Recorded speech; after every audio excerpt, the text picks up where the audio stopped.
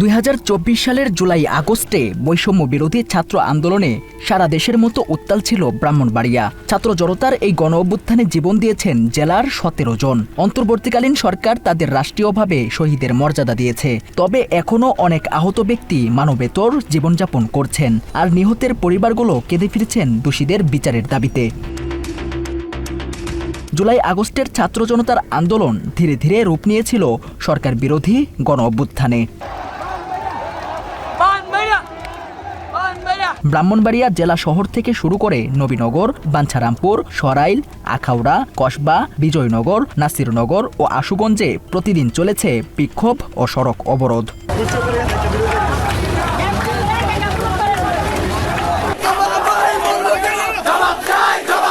শুধু নিজ জেলাতেই নয়, ঢাকার উত্তরা, রামপুর, বাড্ডা, যাত্রাবাড়ি, সাভার ও আশুলিয়া সহ বিভিন্ন এলাকায় আন্দোলনের সামনের সারিতে ছিলেন ব্রাহ্মণবাড়িয়ার অসংখ্য শিক্ষার্থী ও শ্রমজীবী মানুষ। গত 15 জানুয়ারি অন্তর্বর্তীকালীন সরকারের প্রকাশিত গেজেটে ব্রাহ্মণবাড়িয়ার 17 জন শহীদকে রাষ্ট্রীয় মর্যাদা দেয়া হয়েছে।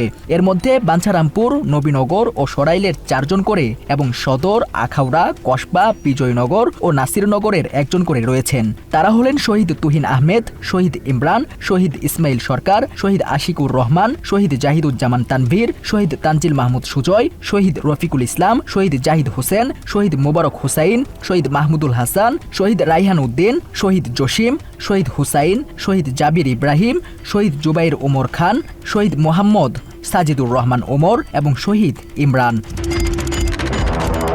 স্বজন হারানোর বেদনা এখনও বয়ে বেড়াচ্ছে তাদের পরিবার। 5 আগস্ট আশুলিয়ায় পুলিশের গুলিতে নিহত হন নবীনগরের কলেজ ছাত্র তানজিল মাহমুদ সুজয়। প্রমাণ লুকাতে তার মরদেহ পুলিশ ভ্যানে পুড়িয়ে বিকৃত করার অভিযোগ করে স্বজনরা। আমার ভাইয়া সহ আরো 5 জনের লাশ, মানে 6টা লাশ একটা ভ্যান গাড়িতে তুলে আমার ভাইয়ের দিকে হাত ছিলা ছিল। আমার ভাইয়ের কোন একটা রাস্তা থেকে টানতে টানতে নিয়ে আসছে। আমার ভাইয়ের দিক দিয়ে সবগুলা হাত ছিলা ছিল। ভাইয়ারে এক হাতে আমি কয়দিন পরেই এই ঘটনা জানার কয়েকদিন পরে একটা ভিডিও ভাইরাল হয় যে ধানের বস্তার মতো একটা ছেলেকে চুল আর শার্ট ধরে ভ্যানের উপরে ফালায়। আপনারা হয়তো বা সেই ভিডিওটা দেখছেন। তো যে ছেলেটাকে আসলে চুল আর শার্ট ধরে ধানের বস্তার মতো হলো ফালাই, ওইটাই হলো আমার ভাইয়া। একমাত্র সন্তানকে হারিয়ে তার বাবা এখন শুধু ছেলে হত্যার বিচার চাইছেন। খবর পাইছি যে আশুলিয়া থানার সামনে একটা পুলিশের ভ্যানের উপরে 5-6 জন লাশ পোড়ানো হয়েছে। আমরা ওইখানে ছিলাম। এরপরেই যখন খবর পাই তখন আমার আর গান থাকে না, কিছু নেই। আমার ছেলে ফেসবুকে লিখেছে যে আমি মরলে বাঁচলে বীর, মরলে শহীদ। সে নিজে ফেসবুক আইডিতে লিখে গেছে। আমি আমার ছেলের এই জুলাই আন্দোলন, আমার ছেলের শহীদ হত্যার বিচার চাই। সুজয়ের মা কান্নাজড়িত কণ্ঠে একমাত্র ছেলে হত্যার দায়ে স্বৈরাচার শেখ হাসিনার বিচার দাবি করেছেন। আমি তানজিল মাহমুদ সুজয়ের মা। আমার একটা মাত্রই ছেলে ছিল। আমার সন্তানরে শেখ হাসিনা সরকার কায়রা নিচ্ছে।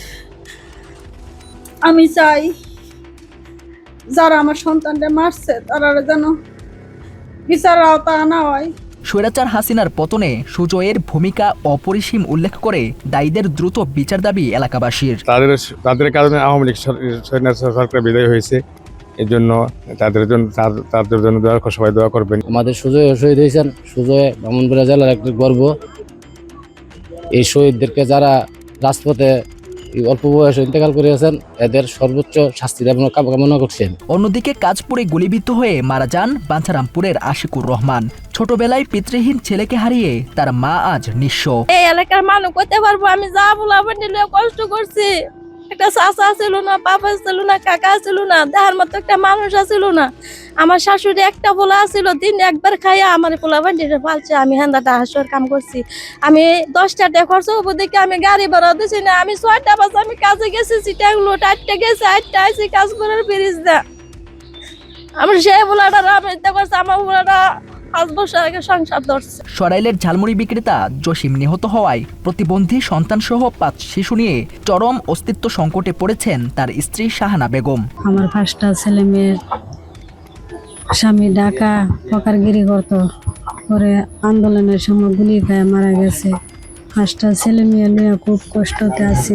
কেবল নিহতরাই নন, গণ অভ্যুত্থানে গুরুতর আহত হয়েছেন জেলার শত শত মানুষ। 5 আগস্ট শহরের টিএ রোডে পুলিশের এলোপাতারি গুলিতে 2 চোখ হারান সিরাজুল ইসলাম। তার শরীরে বিদ্ধ হয় 18টি বুলেট। আর এই যন্ত্রণা নিয়েই বেঁচে আছেন তিনি। হায়াত রাখছে আর গুলিটা চোখটা ঢুকে যাইতে যেতে আমরা ব্রেনের ঠিক পাশেই আটকায় আছে। মানে এটা বের করতে গেলে মাথার এই ছিদ্র করে এটা বের করা, এটা আমার জন্য অনেক কষ্টকর। এই যন্ত্রণা আমি এটা অনেক ভয় পাই। অপারেশনটাতে 3বার 4বার হয়েছে, আরেকবার অপারেশনের প্রস্তুতি নিতেছি। হ্যাঁ, এটাকে আমি অনেক ভয় পাই, এই কারণে আমি এটা বের করতেছি না। বিরাসার এলাকায় গুলিবিদ্ধ কলেজ ছাত্র দিন ইসলাম এখনও পুরোপুরি সুস্থ নন। একই ঘটনায় পিঠে গুলি ও অস্ত্রকোপে আহত হন রাশেদ মিয়া।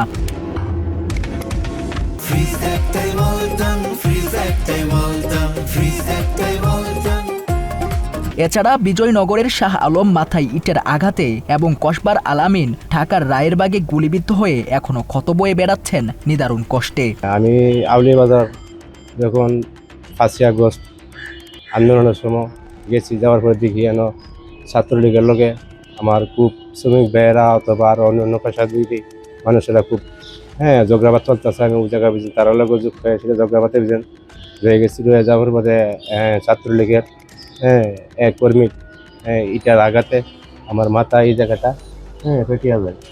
এই দিকটা আমার এই পাশটা গুলিটা লাগার পর পিছন যখন বাইরে হয়ে গেছে, তখন আমি মনে করেন আমি একটা সিটে হারা হয়েছে। তো আমি আল্লাহরে ডাক দিয়েছি, আল্লাহ এই আন্দোলন যখন যোগ দিছি, সকল মায়ের সন্তান, আমরা একই মায়ের সন্তান, সবাই যে আল্লাহ আমরা যত রাখার মালিকও তুমি, এমন দেওয়ার মালিক তুমি আল্লাহ। আমরা যতদিন হায়াত দিছো ততদিন সৎ পথে চলার মতন, সৎ পথে সৎ হক কাজ করার জন্য আল্লাহ আমরা দুনিয়াতে তুমি বাঁচাই রেখো। জুলাই অভ্যুত্থানে যারা দেশের জন্য প্রাণ দিয়েছেন তাদের পরিবার যেন ভালোভাবে চলতে পারে, সেজন্য অনুদান বাড়ানোর দাবি জানিয়েছেন স্থানীয় আলেম সমাজ। কষ্টের বিষয় হচ্ছে ওনারা শহীদ হয়েছেন দেশ রক্ষার্থে। দেশ স্বাধীন হয়েছে, দেশে নতুন সরকার গঠন হয়েছে, কিন্তু যারা দেশকে নতুনভাবে সাজাতে চাইছিল, যারা দেশকে নতুনভাবে দেখতে চাইছিল, তাদের আশা পূরণ হয় নাই। শহীদ হয়েছে হাজারো ভাই, কিন্তু যে কারণে শহীদ হয়েছিল তারা আজকে শহীদের সেই আকাঙ্ক্ষা পূরণ করতে পারে নাই। আমরা বর্তমান সরকারের কাছে আবদার জানাবো যে আমাদের প্রত্যেকটা ভাই যারা শহীদ হয়েছে তাদের ফ্যামিলির সাথে যোগাযোগ রাখা এবং তাদেরকে সরকারি যে বরাদ্দ দেওয়া হয়েছে তার বৃদ্ধি করা। সরকারি যে আর্থিক সহযোগিতা পাচ্ছে, এই সরকারি আর্থিক সহযোগিতা ওর ছেলে মেয়ে পড়াশোনা করার মতো সমর্থক বা খরচ সঠিক মতো পাচ্ছে না। উদারত আহ্বান জানাবো সরকারের কাছে এই ফ্যামিলিকে যাতে আরও ভালোভাবে তাই স্বাচ্ছন্দ্যভাবে যাতে চলতে পারে, এইভাবে তাকে সাহায্য সহযোগিতা করার জন্য আমি অনুরোধ জানাবো।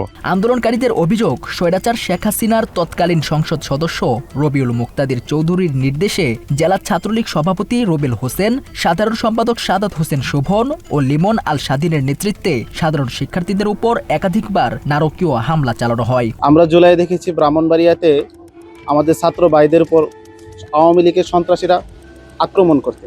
এমনকি আপনারা জানেন জুলাইয়ের 2 তারিখে, আগস্টের 2 তারিখে আমি আমার একজন বন্ধু দুজনে মিলে যখন আমরা এই মাঠে নামি, এই মাঠে নামার পরে ছাত্রলীগ সন্ত্রাসীর শোভন সে আমাদের উপর আক্রমণ করে। এমনকি তাদের যে ছেলাফেলারা ছিল, সাংবাদিক কাউকেই কোনো ধরনের ক্যামেরা অন করার জন্য তারা দেয় না। 17 তারিখ হচ্ছে সরকারি কলেজের সামনে আমরা কিছু মেয়েরা ছিলাম, থাকার পর এখানে ছাত্রলীগের একজন নেত্রী আফরিন জুই, যার নাম, আর হচ্ছে মুরগার রুবেল, তারপর হচ্ছে সাদাত হোসেন, ওরা এসে বাধা দেয়, আমাদেরকে এখান থেকে উঠিয়ে দেয়। ব্রাহ্মণবাড়িয়ার বিশিষ্টজন এবং রাজনৈতিক নেতারা বলছে, জুলাইয়ের এই অভ্যুত্থান দীর্ঘ স্বৈর শাসনেরই চূড়ান্ত পরিণতি। জুলাই গণঅভ্যুত্থান আসলে একদিনের কোনো বিষয় নয়, এটা সুদীর্ঘ 16 বছর একটা স্বৈর শাসনের চূড়ান্ত পরিণতি ছিল জুলাই। দীর্ঘ 17 বছর শেখ হাসিনার বিরুদ্ধে আমরা সংগ্রাম করেছি। আমাদের এই সংগ্রাম করতে গিয়ে আমাদের অসংখ্য ছাত্রদল, যুবদল, বিএনপির অসংখ্য নেতাকর্মী গুম হয়েছে। শেখ হাসিনার তাদেরকে নির্মমভাবে হত্যা করেছে। তারই প্রেক্ষাপটে যখন জুলাই আসলো, জুলাই ছিল সবার কাছে একটি মাস, কিন্তু আমাদের চোখে মুখে ছিল একটা স্বপ্ন। বর্তমান সরকার শহীদ পরিবার ও আহতদের সহায়তা ও হত্যাকাণ্ডের বিচার নিশ্চিত করতে কাজ করছে বলে জানান ব্রাহ্মণবাড়িয়া জেলা বিএনপির সাধারণ সম্পাদক আলহাজ সিরাজুল ইসলাম সিরাজ। তাদের পরিবারকে কিভাবে দেখভাল করা যায় সেই লক্ষ্যে উনি কাজ করছে এবং যারা আহত হয়েছে তাদেরকে চিকিৎসা কার্ড দেওয়া হয়েছে এবং তাদেরকে আমরা আর্থিকভাবে সহযোগিতা করছি। জেলা পর্যায়ে আমরা করছি, রাষ্ট্রীয়ভাবে বাংলাদেশ সরকার করছে এবং আমরা তাদের পরিবারকে কিভাবে প্রোভাইড করা যায় সেই লক্ষ্যে বর্তমান সরকার অত্যন্ত কঠোরভাবে কাজ করছে এবং এই যারা অন্যায়ভাবে এই জুলাই আন্দোলনে আমাদের ছাত্র জনতাকে হত্যা করেছে তাদের বিচার নিশ্চিত করার লক্ষ্যে বর্তমান সরকার বদ্ধপরিকর এবং উনি এই জুলাই যোদ্ধাদের রক্তের সাথে উনি কোনোদিন বেইমানি করতে পারে না। তবে জেলা জজ আদালতের আইনজীবী জাহিদ বিন আল আমিনের অভিযোগ, অনেক আহত ব্যক্তি এখনও মানবেতর জীবনযাপন করছেন। বিচার শুরু না হওয়ায় অনেকেই এখনও হুমকি ধমকির শিকার হচ্ছেন। জুলাইয়ের যারা শহীদ হয়েছেন, যারা পঙ্গুত্ব বরণ করেছেন, তারা একটা মানবেতর জীবনযাপন করছে, আমরা সবাই সেটা অবগত। এবং বিচারহীনতায় প্রত্যেকেই, যারা জুলাই আন্দোলন করেছিল প্রত্যেকেই বিচারহীনতায় ভুগছে।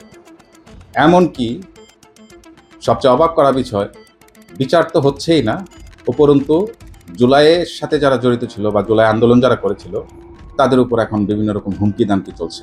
জুলাই গণ অভ্যুত্থানে ছাত্র জনতার উপর হামলার ঘটনায় ব্রাহ্মণবাড়িয়ায় একাধিক মামলা দায়ের করা হয়েছে। এসব মামলায় ইতিমধ্যে অনেক আসামিকে গ্রেপ্তার করা হয়েছে জানায় জেলার অতিরিক্ত পুলিশ সুপার। 2024 সালের ওই ফ্যাসিস্ট বিরোধী আন্দোলনকে কেন্দ্র করে একাধিক মামলা হয়েছে, আসামিও অনেক গ্রেফতার আছে। জুলাই গণ অভ্যুত্থানের দ্বিতীয় বর্ষপূর্তিতে নানা আয়োজনে শহীদদের স্মরণ করছে ব্রাহ্মণবাড়িয়াবাসী। শহীদদের রক্তে লেখা এই ইতিহাস ভবিষ্যৎ প্রজন্মের কাছে অনন্য প্রেরণা হয়ে থাকবে। তবে স্থানীয়দের দাবি, এই আত্মত্যাগ তখনই পূর্ণতা পাবে যখন প্রতিটি হত্যার বিচার ও আহতদের পুনর্বাসন নিশ্চিত হবে। তথ্যচিত্রে মুসাব্বির হাসান, সজীব।